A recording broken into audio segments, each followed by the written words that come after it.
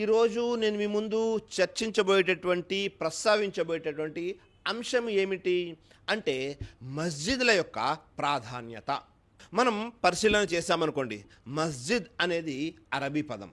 దానికే మరొక పేరు కూడా ఉంది. అదేమిటి అంటే బుయూతుల్లాహ్. బుయూతుల్లాహ్ అంటే అల్లాహ్ యొక్క గృహము అని. ఈ మస్జిదుల్లో ఏం చేయడం జరుగుతుంది అంటే నిజ సృష్టికర్త అయిన అల్లాహ్ను ఆరాధించడం జరుగుతూ ఉంటుంది.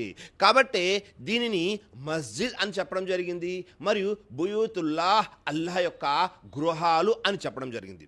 సృష్టికర్త అయిన అల్లాహ్ ఖురాన్ గ్రంథంలో ఈ విధంగా తెలియజేస్తున్నాడు, ఇన్నమా యఅమురు మసాజిదల్లాహి మన్ ఆమన బిల్లాహి వల్ యౌమిల్ ఆఖిరి వ అకామస్సలా వ ఆతజ్జకా వలం యక్షా ఇల్లల్లాహ్ ఫఅసా ఉలాయిక అన్ యకూను మినల్ ముహతదీన్. అల్లాహ్ను, అంతిమ దినాన్ని విశ్వసిస్తూ నమాజులు నెలకొల్పుతూ అలాగే జకాత్ను విధిగా చెల్లిస్తూ అల్లాహ్ను తప్ప వేరొకరికి భయపడని వారు మాత్రమే అల్లాహ్ యొక్క మస్జిద్ల నిర్వహణకు అర్హులు.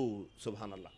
ఎవరైతే అల్లాహ్ను విశ్వసించి మరియు అంతిమ దినాన్ని విశ్వసించి నమాజును మరియు జకాత్ను విధిగా చెల్లిస్తూ ఉంటారో వారు మాత్రమే అల్లాహ్ యొక్క మస్జిద్ల నిర్వహణకు అర్హులు అని సృష్టికర్త అయిన అల్లాహ్ తాలా తెలియజేయడం జరిగింది. అంటే ఈ మస్జిదులు స్థాపించాలి అన్నా, ఈ మస్జిదుల నిర్వహణ బాధ్యత తీసుకోవాలి అన్నా, అలాగే ఈ మస్జిదులని సందర్శిస్తూ ఆ మస్జిదుల్లో అల్లాహ్ ఆరాధన చేయాలి అన్నా వారిలో ఉండవలసినటువంటి 4 ముఖ్యమైన లక్షణాలు.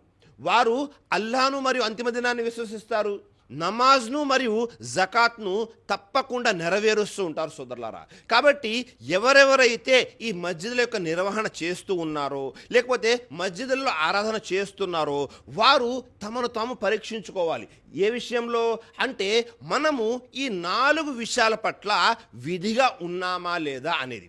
ఎందుకని ఈ మస్జిదులు ఎలాంటి విషయాలు అంటే పూర్తి ప్రపంచంలో కేవలము ఏకదైవారాధన జరిగేటటువంటి ప్రదేశాలు ఏదైనా ఉంది అంటే అది కేవలం మస్జిదులు మాత్రమే. మస్జిదులు కాకుండా మిగతా ఆరాధనాలయాలు ఏవైతే ఉన్నాయో ఆ అన్ని చోట్ల కూడా బహుదైవారాధన జరుగుతూ ఉంటుంది. కానీ కేవలం మస్జిద్లో మాత్రమే ఏకదైవారాధన జరుగుతూ ఉంటుంది. మిగతా ఆరాధనాలయాల్లో కొంతమంది పుణ్యపురుషుల్ని ఆరాధించేవారు, మరికొంతమంది ప్రవక్తల్ని ఆరాధించేవారు, మరికొంతమంది సృష్టి రాసుల్ని ఆరాధించేవారు ఉంటారు. కానీ మస్జిదుల్లోనే కేవలము సృష్టికర్త అయిన అల్లాహ్ను మాత్రమే ఆరాధించడం జరుగుతుంది. ఈ మస్జిదుల ద్వారానే తౌహీద్, ఏకత్వం అనేది ప్రపంచంలోకి వ్యాప్తిస్తుంది. ఈ మస్జిదుల ద్వారానే మంచి